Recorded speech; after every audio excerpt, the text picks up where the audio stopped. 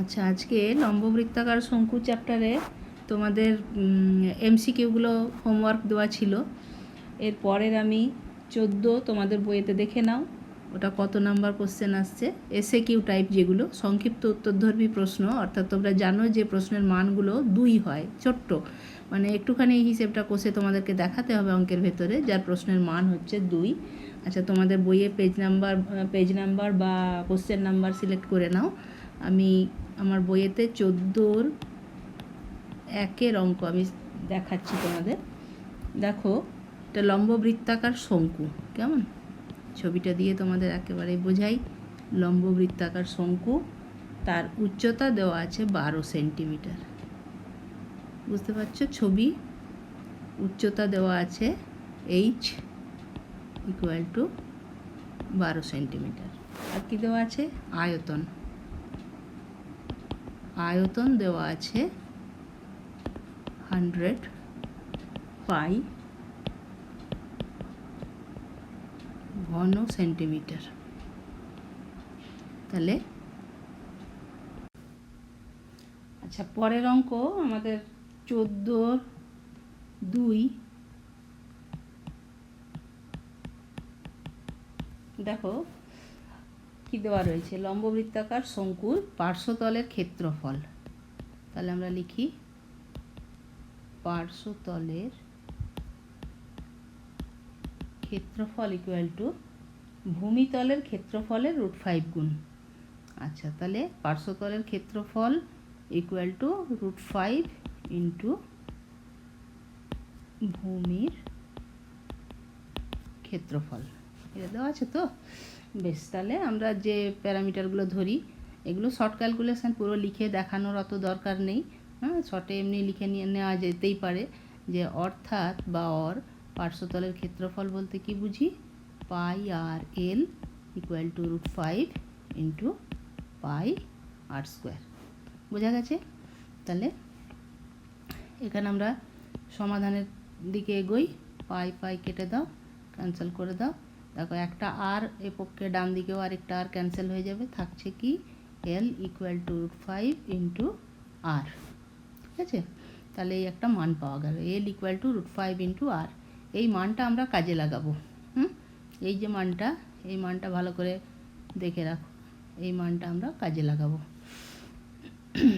আচ্ছা, এরপরে আমার প্রশ্নে তাহলে কি চেয়েছে, শঙ্কুটির উচ্চতা ও ব্যাসার্ধের দৈর্ঘ্যের অনুপাত কত নির্ণয় করো। তাহলে উচ্চতা বলতে আমরা কি বুঝবো,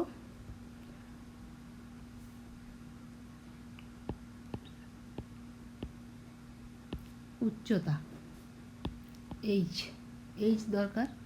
এইচের মান আমরা কি জানি, এল এবং আর এর আকারে। দেখো এখানে উচ্চতা দেওয়া নেই, তাহলে h = l² - r²। তাহলে তোমার যে মানটা বার করা হয়ে গেছে, বার করে রেখেছো, এল এর মান কত, √5 ইন্টু আর। l² = 5r² - r² = 4r² তার √,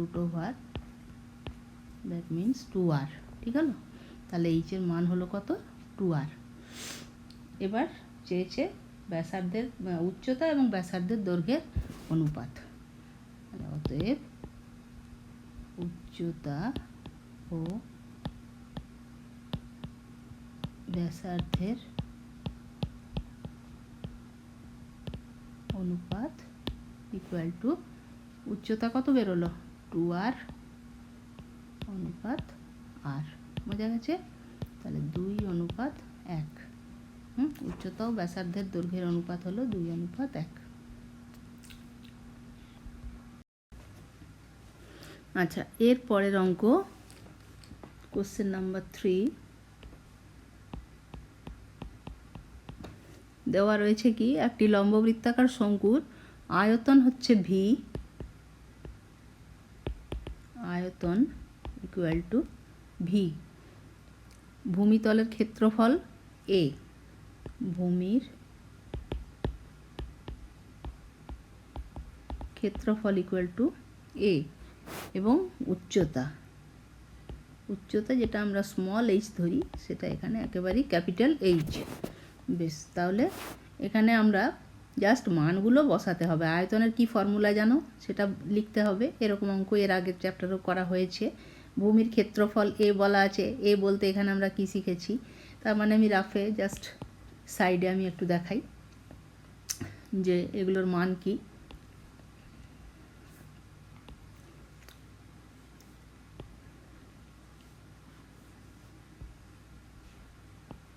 V equal to 1/3 pi R square h. আচ্ছা, আর কি এখানে ভূমির ক্ষেত্রফল এ বলতে আমরা কি বুঝবো, পাই আর স্কোয়ার। তাহলে এই মানগুলো আমাদেরকে এখানে বসাতে হবে। কি মান দেওয়া রয়েছে, A H divided by V.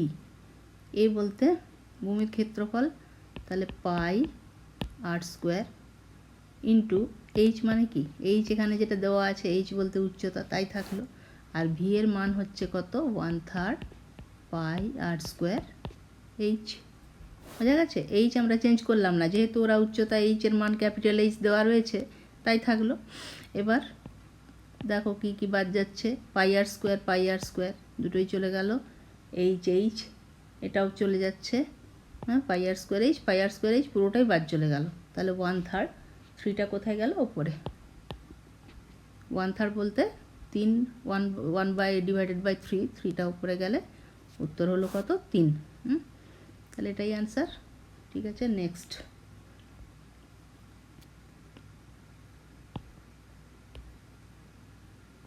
Question number 4। এখানে কি কি রয়েছে দেওয়া না, শঙ্কুর আয়তন এবং পার্শ্বতলের ক্ষেত্রফলের সাংখ্যমান সমান।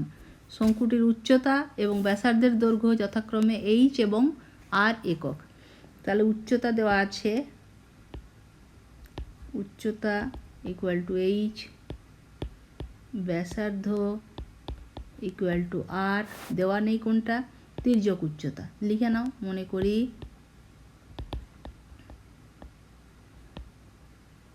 তির্যক উচ্চতা ইকুয়াল টু এল।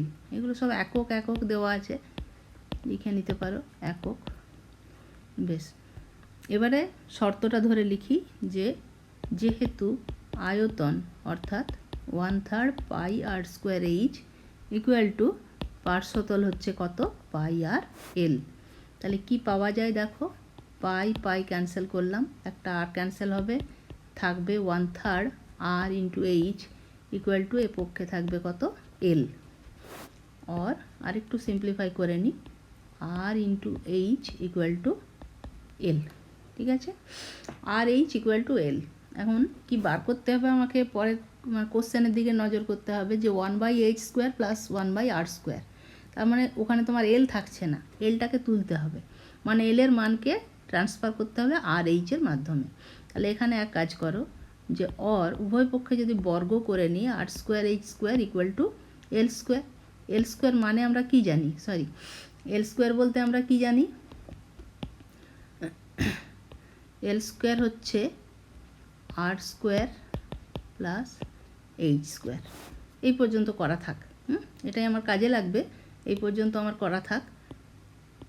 এটাই দেখো আমি দাগ দিয়ে রাখলাম, এই জিনিসটাই আমার অঙ্কে পুট করতে হবে। এরপরে দেখো যেটা মান বার করতে বলেছে, এখন 1/h² plus 1/r² h² LCM করলাম, তাহলে কত হলো, r² প্লাস h²। এই দেখো যে মানটা আমি তোমাদের ভালো করে দেখিয়ে রেখেছি, যে r² h² ইকুয়াল টু কত হয়েছে, r² প্লাস h²। তাহলে যে কোনো একটাকে চেঞ্জ করে দাও। আচ্ছা, এখানে একটা 3 ছিল না, 3টা এখানে অমিট হয়ে আছে, 3। তাহলে এখানে 3l² 9l² হবে, r² h² ইন্টু 9 হবে।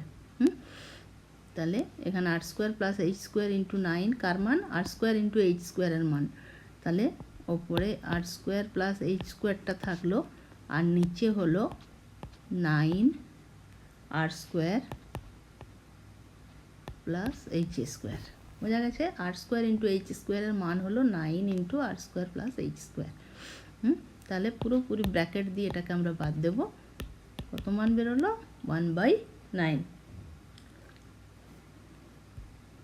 ঠিক আছে, নেক্সট অঙ্ক 5-এ, কোশ্চেন নাম্বার 5। দেখো এখানে দেওয়া আছে লম্ববৃত্তাকার চোঙ এবং লম্ববৃত্তাকার শঙ্কুর ভূমিতলের ব্যাসার্ধের দৈর্ঘ্যের অনুপাত 3:4। তাহলে দুটো জিনিস, লম্ববৃত্তাকার চোঙ এবং লম্ববৃত্তাকার শঙ্কু, তাদের ভূমিতলের ব্যাসার্ধের দৈর্ঘ্য। তাহলে মনে করি একটা কাজ করতে পারো, তোমাদের বোঝারও সুবিধে একটুখানি যদি লিখে দিচ্ছি, এতটা লেখার দরকার হতো না, কিন্তু বোঝার সুবিধের জন্য, যে চোঙ ও শঙ্কু, চোঙ এবং শঙ্কুর মনে করি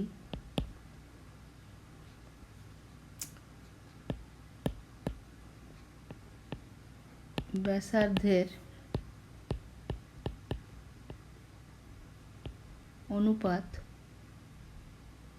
অর্থাৎ R1:R2 = 3:4।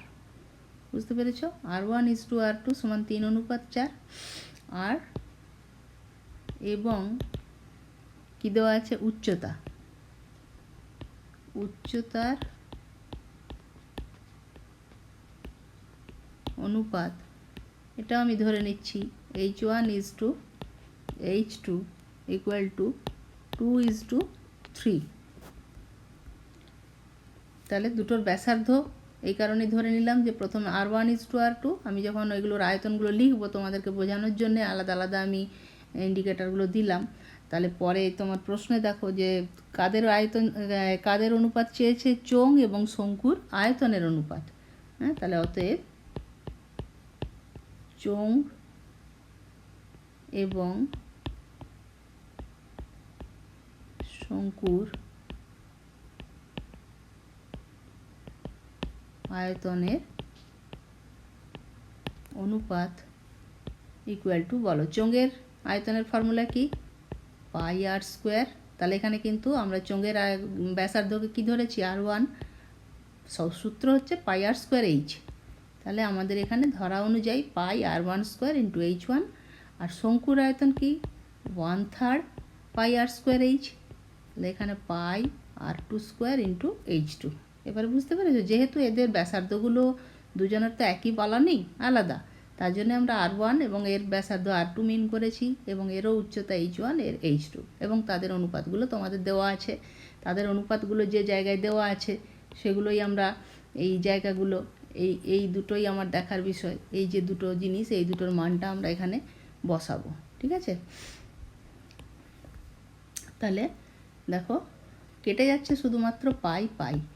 আচ্ছা, নিচে 3টা উপরে যাবে, R1² / R2²। এখন তুমি দেখো R1/R2, R1:R2 = 3:4। তাহলে স্কোয়ার করলে কত হবে? 9:16। বুঝতে পারছো নিশ্চয়ই? এটা সাইডে যদি ভাবো করে নিতে হবে কি, জাস্ট বর্গ। R1² R2² এর বর্গ বলতে 9:16। তাহলে এখানে R1² / R2² মানে আমরা কত বসাবো? 9/16 ইন্টু H1/H2।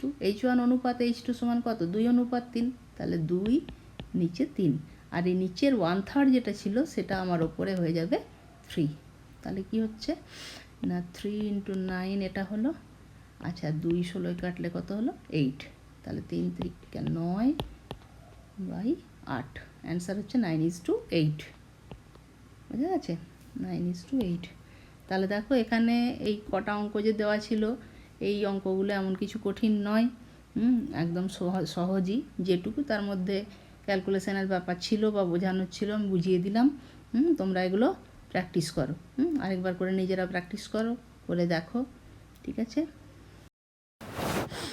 আচ্ছা, বৃত্তের স্পর্শক অঙ্কন, পরের চ্যাপ্টার তোমাদের সম্পাদ্য স্পর্শক অঙ্কন রয়েছে। এটা তোমাদের স্পর্শক যে কটা আঁকতে হবে তার মধ্যে সবচেয়ে শুরুর চ্যাপ্টার।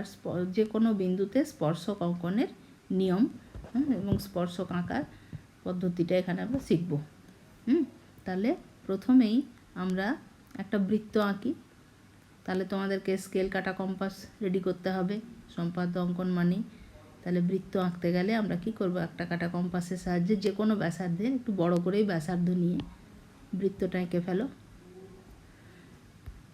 বৃত্ত আঁকা হলো, এর কেন্দ্র বিন্দুটা দাগ দিয়ে রাখো।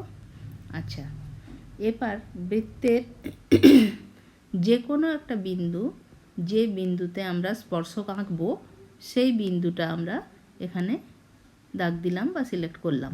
ধরো এখানে এ বিন্দু, এটা নাম দিলাম এ বিন্দু, এটা হচ্ছে কেন্দ্রবিন্দু। তাহলে এরপরে কি করতে হবে, পরে আমরা ও এর সাথে একে যুক্ত করে দেব। ও এর সাথে এ বিন্দু যেটা নিয়েছিলাম সেই বিন্দুটাকে আমরা যুক্ত করে দেব। এরপর এ বিন্দুতে কি করতে হবে, কাটা কম্পাসের সাহায্যেই 90 ডিগ্রি অঙ্কন করতে হবে এ বিন্দুতে। তাহলে কি নিয়ম, কাঁটা বসিয়ে তোমরা জাস্ট যেভাবে একটা ছোট্ট বৃত্তচাপ ঘোরাও ওইভাবে বৃত্তচাপ ঘোরালে, এবারে এখানে আবার ফের সেটা না নড়িয়ে কাঁটা বসিয়ে এখানে একবার ক্রস করলে, দ্বিতীয়বার ক্রস করলে, এবার এই বিন্দুগুলোয় আবার কাঁটা বসিয়ে জাস্ট এইভাবে করলাম। ঠিক আছে, এবার এই পয়েন্টটাকে মার্ক করো। এই হলো মোটামুটি একটা আমি দেখালাম তোমাদের এখানে ছবিতে যে এটা হলো 90 ডিগ্রি এই রেখাটা, এখানে নাম দেওয়া যাক।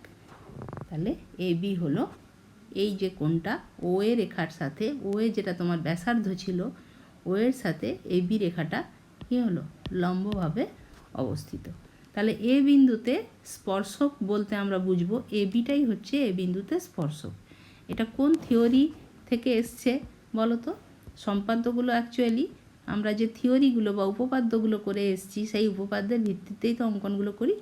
তাহলে তোমাদের এখনও স্পর্শক সংক্রান্ত উপপাদ্য পড়ানো হয়নি। স্পর্শক সংক্রান্ত উপপাদ্যের প্রথম উপপাদ্যেই রয়েছে, দেখবে যে স্পর্শবিন্দুগামী ব্যাসার্ধর সাথে স্পর্শক পরস্পর লম্বভাবে অবস্থিত থাকে। তাহলে এখানে কি দেখছো, এটা হচ্ছে স্পর্শবিন্দুগামী ব্যাসার্ধ ও এ, এই রেখাটা হচ্ছে কি স্পর্শবিন্দুগামী ব্যাসার্ধ। আর আমরা যেটা স্পর্শক অঙ্কন করলাম সেটা 90 ডিগ্রি করেই করলাম এই কারণেই, যেহেতু আমরা থিওরিটা জানি যে স্পর্শবিন্দুগামী ব্যাসার্ধ বলতে এই রেখাটা আর এর সাথে এই স্পর্শকটা দুটোর কোণ, তাদের মধ্যেকার কোণের পরিমাণ হচ্ছে কত না 90 ডিগ্রি। বোঝা গেছে? তাহলে